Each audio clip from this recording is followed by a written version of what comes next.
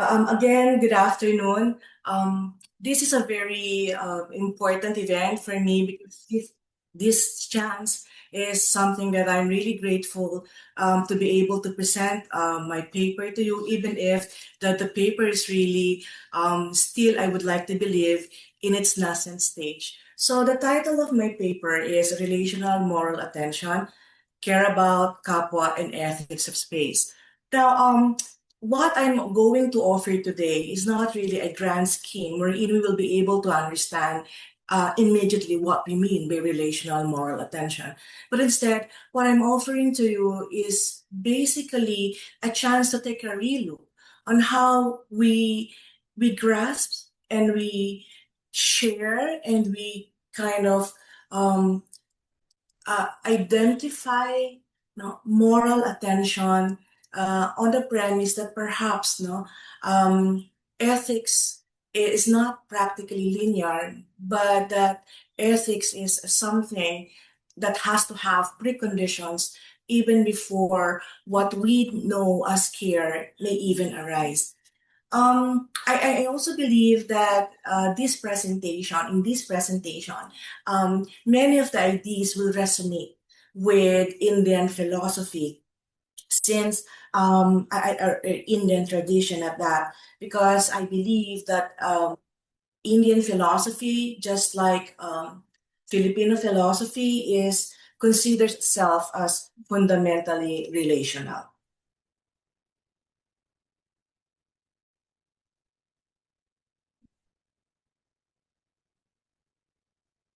So let me begin with a foundational observation. Not all suffering are equally recognized. Not all vulnerabilities become ethically urgent, and not all lives enter the space of policy concern. This suggests that ethical life is not only about what we do, but about what we come to see as worthy of response. In my paper, I argue that ethics has largely assumed visibility, but visibility itself is not given. It is structured. For instance, now we can see this clearly in the context of health. In the Philippines, we are practically facing the issue of non-communicable diseases. These are cluster of diseases, which includes cancer, asthma, diabetes, hypertension, accident, to name some. No? But this cluster of diseases is considered really as the leading cause of mortality, particularly in many countries like the Philippines and India. Unfortunately, this type of diseases are now affecting children. Why unfortunately? Because non-communicable diseases are practically supposed to be affecting only the adults because it's a lifestyle disease. And the issue there is that non-communicable diseases until now, although there are already scholarship and there are already experiments and studies being conducted on this particular issue, it remains under-recognized. Because it's anchored on the myth, no, that they're still young, they will not be suffering from any illnesses or diseases. Aside from the misclassification that it's an adult disease, aside from the narrative displacement, wherein the adult voice always acts as the proxy voice for the children, and at least in the Philippines, we are still encountering a policy absence.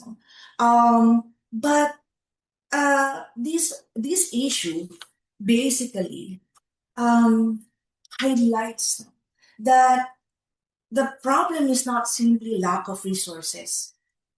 What we're facing is not only inequality of care, but inequality of attention.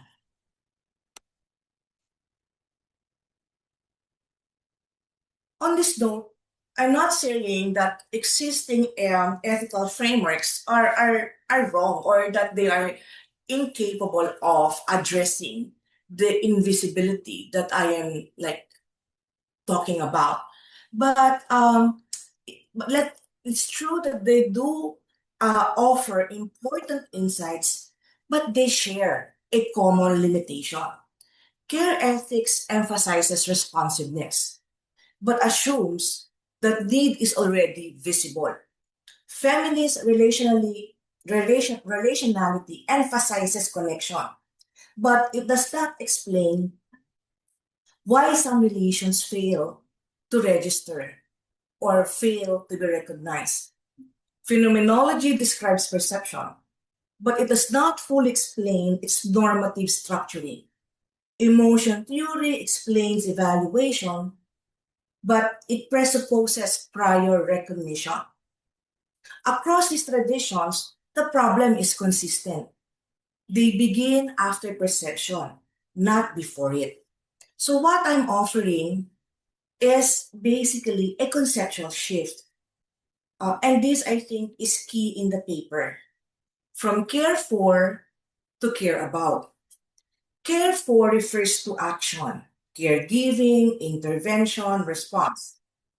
But care about refer to something prior, the orientation that determines what becomes visible to all.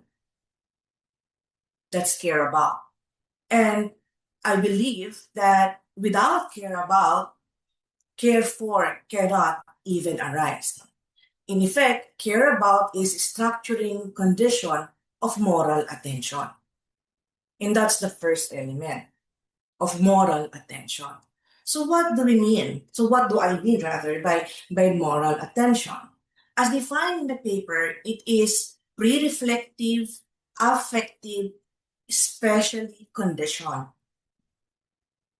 Moral attention determines what is noticed, what appears urgent, what remains invisible. So ethical life begins not with action, but with structured perception. The core model. Let me present the core model. Relational moral attention consists of four elements: care about, ethics of space, emotion, and kapwa. These are not separate variables. They form a dynamic system. In the sense, ethics is not linear, as I mentioned earlier. It is structured, dynamic at that. So, drawing from phenomenology, particularly from Maurice Merleau-Ponty, we've learned that perception is embodied, embedded, situated, and relational. Now, this means that we do not encounter the world neutrally. We encounter the world through our position, our environment, our lived experience. Therefore, the key here is that to see perception as already structured. Therefore, ethics is already conditioned. And from this particular discussion of Merleau-Ponty, I developed the ethics of space. The ethics of space basically presents to us the notion that space is not a neutral container. It actively shapes moral perception. It shapes it through three mechanisms. It shapes moral perception through three mechanisms. Proximity, who enters our field? The encounter, who enters our field? Repetition, what becomes normalized? Segregation, who remains unseen? And this produces what I call the spatial moral filtering. What this means is simple, but I believe it's a bit powerful. It's powerful. So we maintain not all suffering enters perception. The world contains many forms of suffering, but only a few passes through the spatial filter. And only those that passes become ethically actionable, becomes ethically actionable. Now, the other element is emotions. Emotions play a critical role. They are seen not as responses or not merely as responses, but they are conditions of perception, which means compassion brings suffering into focus, indifference obscures it, stigma silences it. So emotions are in effect structure structure that presents to us what becomes morally visible. So, building on Sarah Ahmed, we know that emotions are basically socially created as well. Some forms of suffering are amplified or publicized or institutionalized. Others are contained, silenced, or ignored. This produces emotional attention, unequal emotional attention, unequal emotional attention. Now we move to the third element, Kapwa. No? And I believe this is a key contribution. And you've heard about it when Professor Wongaling discussed it extensively. So just like him, no, I would like to reiterate that the concept of kapwa is practically central, no, or one of the most critical concepts in Filipino philosophy.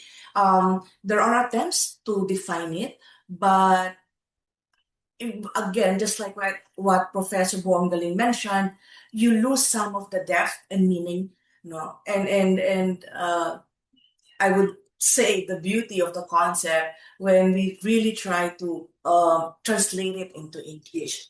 Now, in this particular framework that I'm offering to you, kapwa is not simply a value. I am practically making an ontological claim. It's not an attitude. It is an ontological claim, which means, and I think you will be able to relate with me, self is relational. Self is constituted through others. Self is constituted through others, which means the other is not external, but the other is already part of the self. Let's pause. Um, we are not isolated. The others are always integrated and part of us. So this highlights the challenge posed by Kapwa in the face of the Western model, the reframing the self, which is reframing the self. So in the Western model, the self is always autonomous, external. You have an external obligation. There's distance or separation. Whereas in Kapwa, the self is relational. There's intrinsic responsibility because there is an acknowledged shared existence, which means ethics is no longer external, but instead it is internal rather to being. Still in Kapwa, so how do we reframe the self? No, Kapwa collapses the distance between self and others. Because instead of the self, separate bubble with an arrow directed towards the other, which is also a separate bubble, under Kapwa, you have the Venn diagram, wherein Kapwa becomes now a shared relational space. This, I believe, has a profound implication since distance no longer justifies indifference.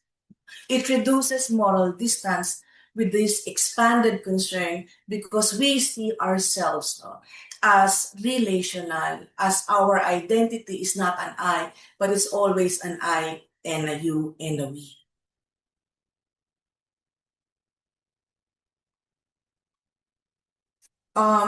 If we add Kapwa with space, Kapwa disrupts spatial moral filtering, which we showed earlier, the spatial moral filtering.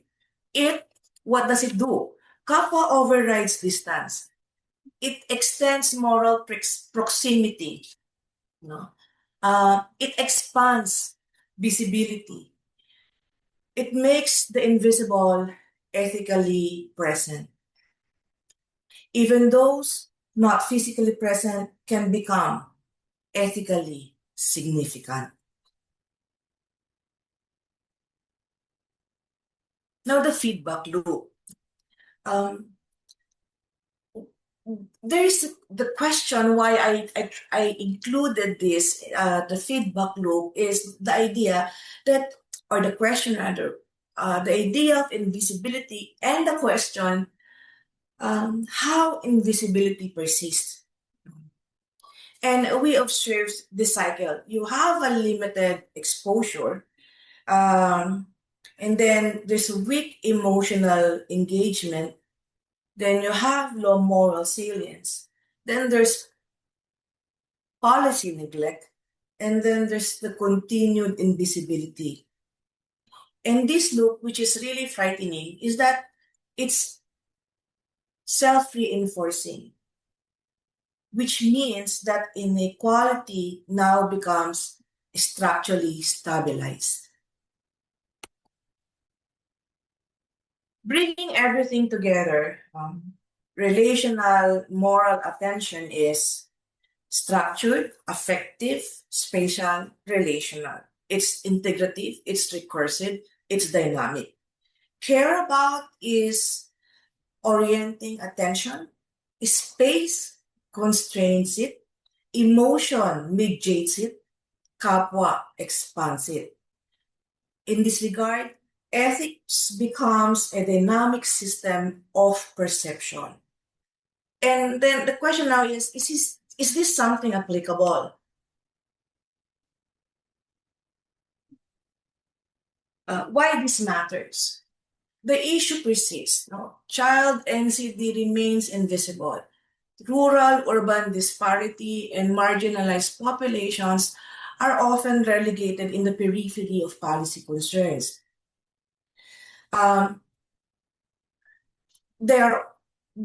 What this shows is that they are not only underserved, they are often unseen. So what I'm trying to raise is the idea that a policy failure must also be interpreted as a failure of moral attention.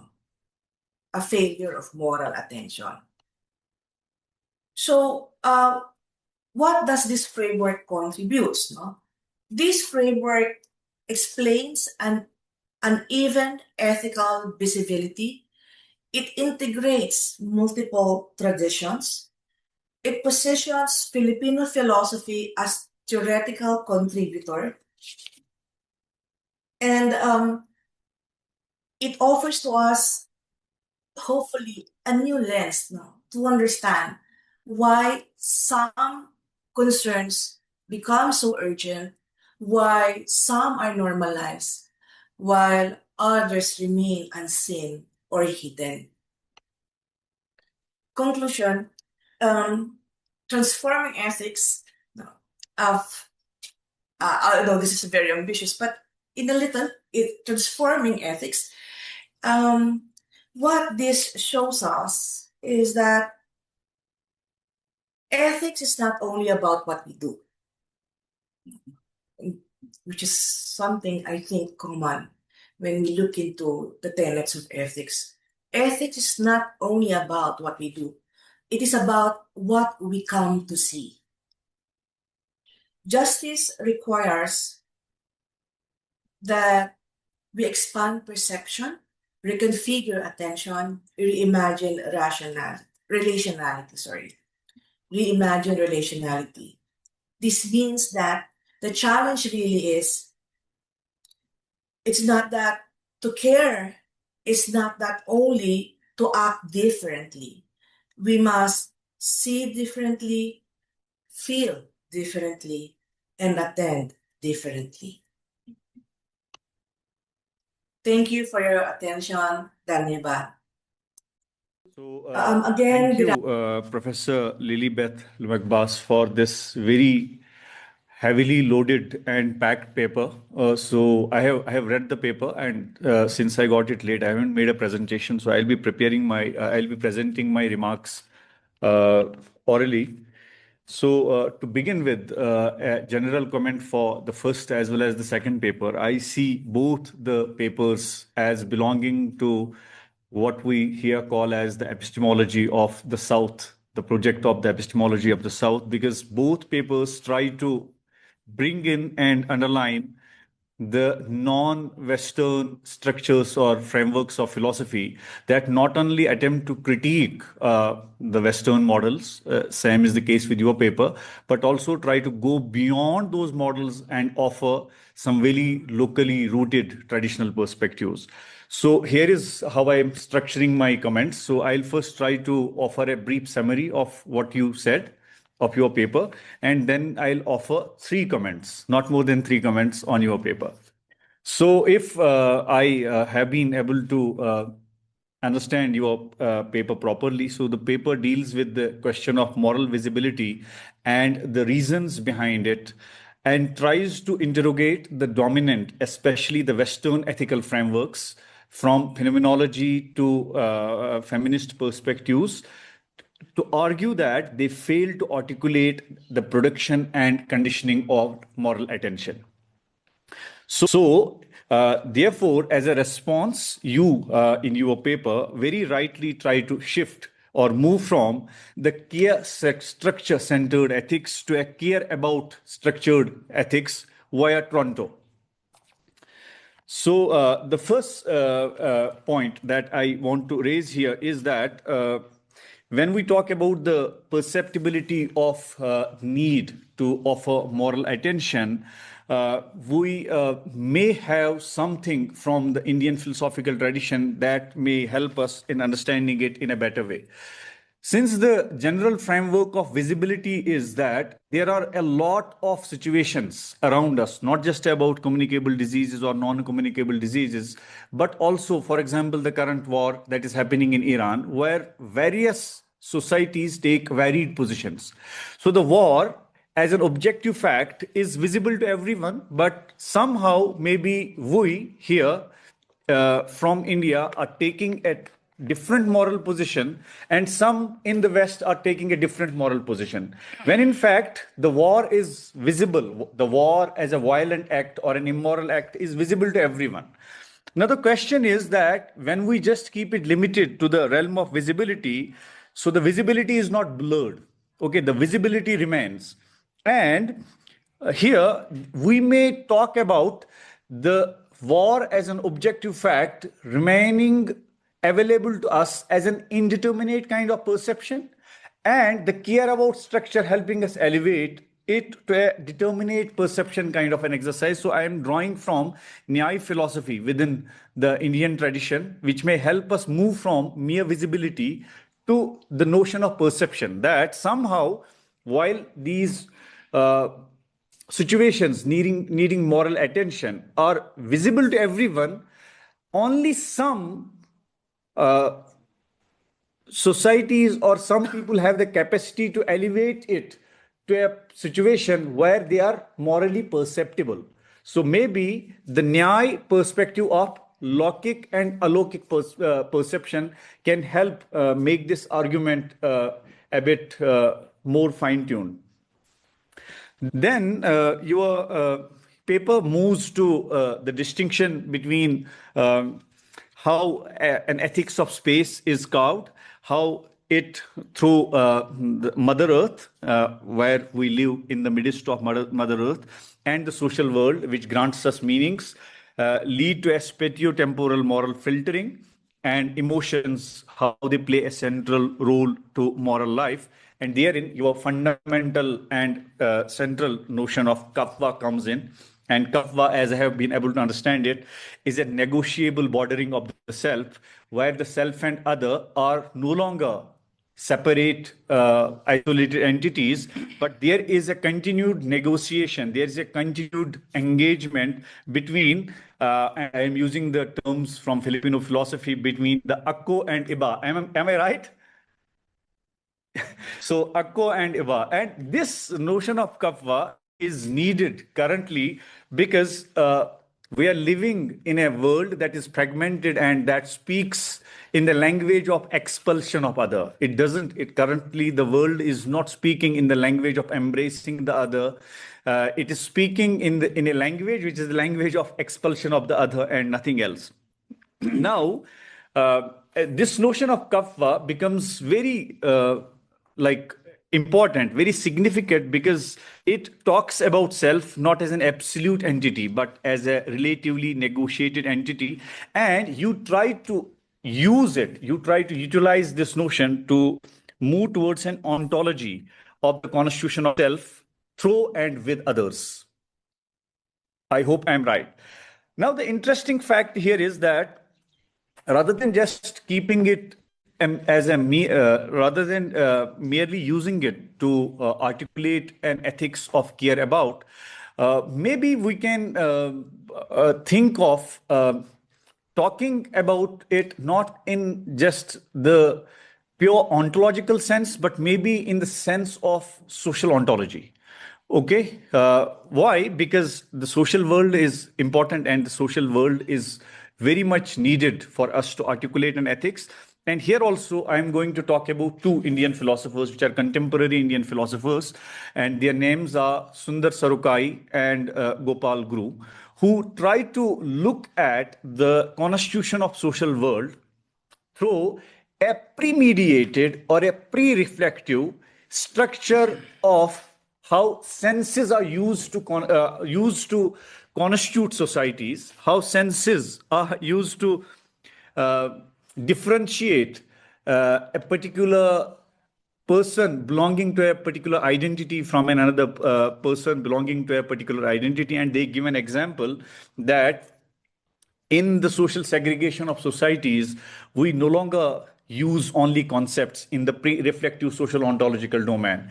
We use smell. So if there is a fisherman community member coming in, so we sense from the uh, visibility of the clothes that he wears, so senses are used, and the smell of that person that he may be belonging to a fisherman community. So similarly, with respect to the way we use perfumes, since Muslims use itr very much. So if there is a person entering a particular household and he has itr on it, and he does not otherwise wear Muslim clothes, so you try to label him as a Muslim. So maybe that can be another way where this structure of care about through kapwa can be pre-mediated in social ontology rather than just ontology, so that it can be somehow, it can be both enriched and it can be infused with the freshness of Indian tradition, if I can use this word. So then you also talk about kappa functioning as a relational amplifier to redefine the boundary of self and how it reduces the distance between akko and iba. Because it is only through kapwa that maybe something that otherwise doesn't fall into the moral compass of my ethicality or my moral domain, but kapwa, since it creates a notion of self and other which is negotiable. So even with a sense of distance, maybe I think about Gaza, or maybe I think about Cuba, maybe I think about people suffering on the coastal lines of Philippines because of the earthquake or something. So distance doesn't matter. Whereas very rightly, you try to pinpoint that phenomenology somehow tries to look at it from a very spatio-temporal domain. So here also, I have a comment to offer that it looks to me, or I explore this in a way where I try to understand that kapwa, in the way you articulate it, then reconfigures the spatially available space through the mediation, through a renewed mediation of self and other. So it reorients it.